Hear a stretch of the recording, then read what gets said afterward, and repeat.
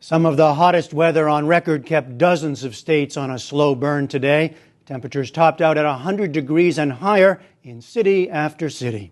From parks and playgrounds to football fields and offices, nearly 200 million Americans spent this day under some form of warning about the scorching heat. Let's go in. It's too hot out here. Absolutely horrendous heat. Oh my goodness. At least my work is air conditioned. The relentless, stifling combination of extreme heat and humidity formed a so-called heat dome over a vast region. AccuWeather meteorologist Evan Myers. Well, really what we're talking about is just a massive area of high pressure that's been building heat out of the southwestern part of the country, back where the drought is, across portions of New Mexico and Texas, and that's just been expanding northward all the way up into Minnesota. The dome is partly the product of a fluctuation in Pacific Ocean temperatures known as La Niña that deflects the jet stream out of its normal path. That's one reason that's pulling up hot air out of Mexico, and also the drought that's been in effect now in the western part of the country and the middle part of the country is also helping this heat expand. The effect has been so intense, in fact, that on Tuesday, superheated expanded metal and concrete caused 8 water main breaks in Oklahoma City. I turn around and get the shampoo, put it in my hand, get ready to raise it up to my head, and the water goes off.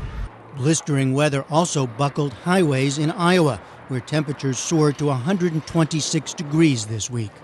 In Minnesota, Interstate 94 in Minneapolis had to be closed for a time after pavement on 2 of its lanes split open. Heat indexes in the Twin Cities reached as high as 115 degrees in recent days, and more than 50 people were treated for heat-related illness at Monday's Twins-Indians baseball game. Long weeks of heat have also fueled the growth of dangerous algae in lakes and ponds, killing fish and threatening livestock. In Chicago's today's forecasted high was 97 degrees, the worst in 6 years. You know, the heat's pretty miserable. I think the kids are doing better than I am, actually, but it's very hot. Today will be hot. I'm already...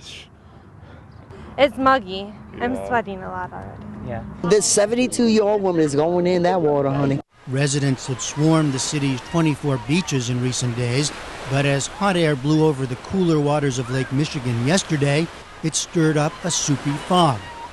Lifeguards had to turn away swimmers seeking relief because they couldn't see beyond the water's edge. In city after city, cooling centers opened to shelter those without air conditioning of their own, even as utilities strained to keep up. As the heat dome expands east, triple digits are expected along the Atlantic coast by Friday. It is, says meteorologist Myers, one for the record books.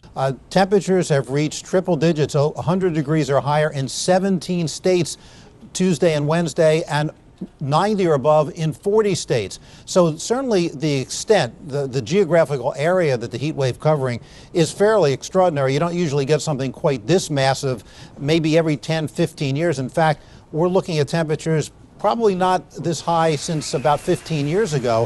For some of the plain states, relief could finally be on the way, with cooler air from the jet stream expected to push the hot air out later this week.